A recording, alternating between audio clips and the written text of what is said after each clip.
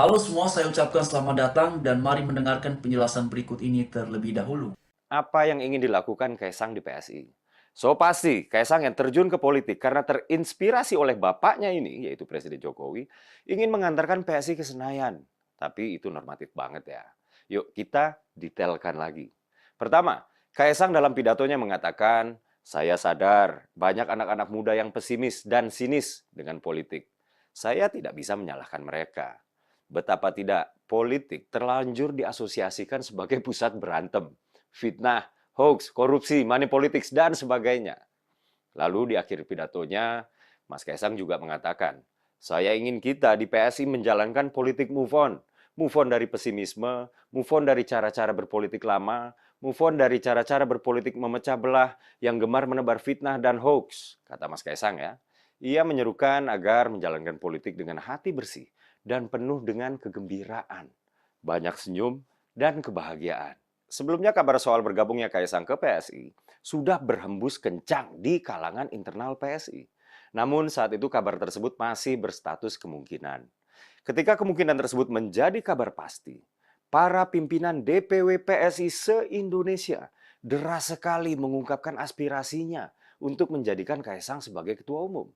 Terlebih Giring Ganesha ya, ketua umum sebelumnya ya, saat berulang tahun ke-40, dia sudah menyatakan keinginannya untuk menyerahkan tongkat estafet kepemimpinan di PSI kepada yang lebih muda. Karena dia menganggap dirinya sudah terlalu berumur untuk menakodai partai anak muda ini. Maka kemarin sebelum seremoni Kopi Darat Nasional atau Kopdarnas ya, kalau di partai lain mungkin disebut Munas atau Kongres atau apa ya, seluruh perwakilan DPW PSI se-Indonesia lakukan rapat di kantor Dewan Pimpinan Pusat atau DPP PSI. Hasilnya, suara arus bawah PSI menginginkan Kaisang untuk menjadi ketua umum PSI. Singkat cerita, maka dideklarasikanlah Kaisang sebagai ketua umum PSI.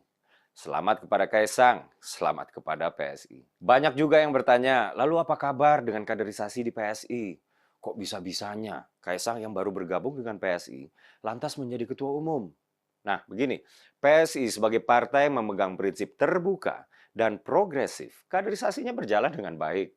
Kaderisasi yang baik ini dapat dilihat dari adanya pergantian pengurus dan ketua umum secara berkala, ya, dari Grace ke Giring, dari Giring kini ke Kaisang. Lalu apa yang menjadi alasan Kaisang bergabung ke PSI dan apa yang akan dilakukannya selaku ketua umum PSI? Kaisang dalam pidato sambutannya kemarin setelah didaulat sebagai ketua umum PSI mengatakan bahwa dia jatuh cinta kepada PSI. Kaisang menyebut PSI sebagai partai yang diisi oleh orang-orang muda dan orang-orang berjiwa muda yang idealis dan berintegritas. Kaisang juga mengatakan bahwa PSI surplus gagasan genuine dan brilian. Sebut saja gagasan untuk menggeser sistem kepesertaan BPJS yang dari berbasis iuran menjadi berbasis kewarganegaraan. Atau agenda politik PSI untuk mengesahkan RUU perampasan aset yang sudah lama Pak Jokowi ingin DPR RI untuk sahkan. Teman-teman dan Bapak Ibu semua, demikian cuplikan videonya sebagaimana sudah kita dengarkan bersama satu penjelasan dari Mas Dedek Uki mengenai Mas Kaisang yang sudah resmi menjadi ketum PSI. Dan beberapa hari belakangan memang nama dari Mas Kaisang ini ramai sekali diperbincangkan di ruang publik karena beberapa hari yang lalu beliau bergabung ke PSI, tidak lama setelahnya beliau menjadi ketum PSI menggantikan Giring Ganesha, dan ini tentu menarik perhatian masyarakat. Bahkan bukan hanya itu, yang sedang dinantikan oleh publik hari ini adalah mengenai setelah Mas Kaisang menjadi ketum PSI ataupun ketua umum Partai Solidaritas Indonesia ini, kemanakah arah politik dari PSI? Ya, ini juga yang sedang ramai diperbincangkan di ruang publik karena meskipun beberapa waktu yang lalu PSI pernah memberikan deklarasi untuk mendukung Ganjar sebagai capres di Pilpres 2024, lalu kemudian ada dinamika yang terjadi, bahkan mereka juga sempat ya ramai diperbincangkan karena menerima kunjungan dari Prabowo Subianto yang juga merupakan salah satu capres di Pilpres 2024. Tidak lama setelahnya, setelah ramai sekali PS ini diperbincangkan di ruang publik, juga ada dinamika di internal mereka sendiri. Lalu kemudian PSI menyampaikan slogan barunya adalah tegak lurus terhadap Bapak Presiden Jokowi. Artinya yang mereka belum terburu-buru untuk memutuskan siapa capres yang mereka dukung. Artinya sejauh ini PSI berada dalam posisi netral. Lalu kemudian teman-teman, yang kemudian juga menjadi ramai adalah Di depan SBY Prabowo, Luhut puji Kaisang yang jadi ketum PSI. Nah ini dia teman-teman ya. Lalu kemudian bahkan dalam pemberitaan yang lain dikabarkan 12 sumber kekayaan Kaisang yang baru diangkat jadi ketum PSI. Jadi memang ini banyak sekali hal yang disoroti mengenai Mas Kaisang ini dan tentu ya orang juga sudah pada tahu ya karena sebelumnya ya Mas Kaisang ini juga ramai sekali di media sosial, bahkan dia juga sering ya cukup aktif di media sosial dan dia juga salah satu anak muda yang punya usaha ataupun yang punya bisnis sendiri. Bahkan juga ada pemberitaan media asing menyoroti mengenai putra bungsu dari Presiden Jokowi itu yang sudah resmi menjadi ketum partai, yaitu PSI dalam hal ini. Pengangkatan Kaisang sebagai ketum PSI tambahkan daftar catatan politik. Nah, teman-teman Bapak Ibu semua, memang usai Kaisang resmi menjadi ketum PSI, ini memunculkan banyak respon ya. Ya respon ini bisa dibagi dua. Pertama respon yang positif, respon yang kemudian negatif ya. Ada yang mengapresiasi, ada yang memuji dengan menyampaikan selamat dan segala macamnya. Tetapi juga ada yang kemudian mengkritisi dan segala macam. Dan saya pikir itu sesuatu yang sangat lazim sekali di alam demokrasi kita di Indonesia. Ya tergantung siapa yang mengomentari kepentingan apa dan bagaimana melihat situasi yang seperti ini. Jadi kembali kepada sudut pandang masing-masing. Tetapi pro kontra itu dalam demokrasi itu sesuatu yang sangat lumrah ya, sesuatu yang sangat biasa sekali. Lalu kemudian Puan ajak PSI dukung Ganjar, Kaisang siap ya, kita siap asal win-win, bukan win-loss. Nah ini dia teman-teman ya.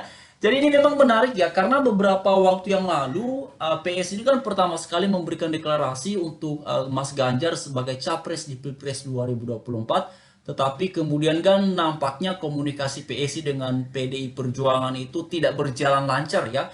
Tetapi kemudian usai Mas Kaisang menjadi ketum PSI ya bahkan di sini nampaknya Puan ya berinisiatif untuk mengajak PSI untuk mendukung Ganjar dan itu sesuatu yang biasa juga sih ya.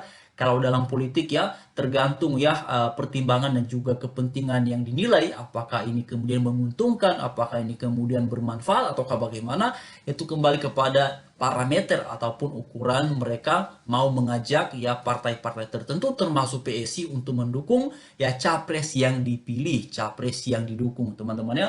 Lalu kemudian Kaisang respon ajakan Puan dukung Ganjar, siap katanya ya. Asalkan saling win-win. Nah ini memang jawaban yang menarik ya yang disampaikan oleh Mas Kaisang. Apakah ini pada akhirnya adalah sebuah kode dari Partai Solidaritas Indonesia dan dari PSI untuk memberikan dukungan kepada Ganjar seperti yang mereka pernah sampaikan di awal ya di bulan Oktober ya di tahun 2022 mereka mendeklarasikan Ganjar sebagai capres ya. Lalu kemudian jadi ketua umum PSI, Puan ajak Kaisang gabung ke PDIP dukung Ganjar di Pilpres 2024 ya. Puan Maharani mengajak Kaisang Pangarep ya bahwa PSI dukung Ganjar Pranowo.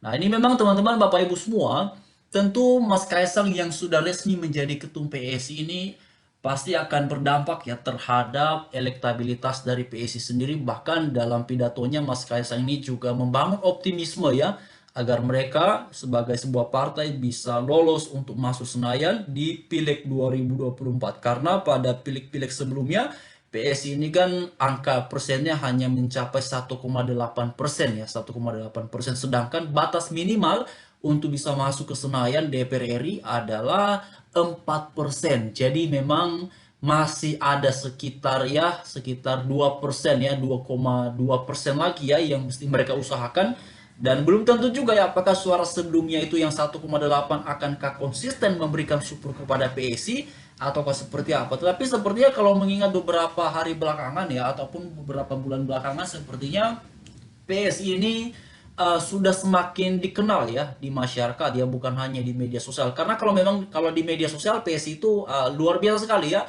Sering sekali mendapatkan atensi netizen, sering sekali mendapatkan atensi pengguna media sosial karena mereka memang punya strategi yang bagus ya. Kalau bersuara di media sosial itu luar biasa sering menarik perhatian masyarakat. Tetapi kemudian apakah PSI juga dikenal di tengah-tengah masyarakat dalam kehidupan sehari-hari? Kalau hemat saya secara pribadi memang sudah dikenal ya. Bahkan menariknya teman-teman Bapak Ibu sekalian beberapa hari belakangan ketika Mas Kaisang usai resmi menjadi ketum PSI beliau ini juga langsung melakukan belusukan di Jakarta dan belusukan ini memang sesuatu yang sangat bagus sekali karena dengan cara demikian ya para pemimpin ini, para tokoh-tokoh seperti Mas Kaisang ini yang sekarang sudah menjadi ketum PSI ya bisa mendengar secara langsung apa yang kemudian menjadi aspirasi ataupun persoalan yang tengah dihadapi oleh rakyat ya, oleh masyarakat. Jadi itu saya pikir sesuatu yang sangat bagus ya. Dan saya berharap hal seperti itu pun juga akan terus ya dilakukan oleh Mas Kaisang ataupun tokoh-tokoh politik lainnya supaya mereka bisa kiranya berkenan langsung mendengar apa yang sedang dialami oleh masyarakat.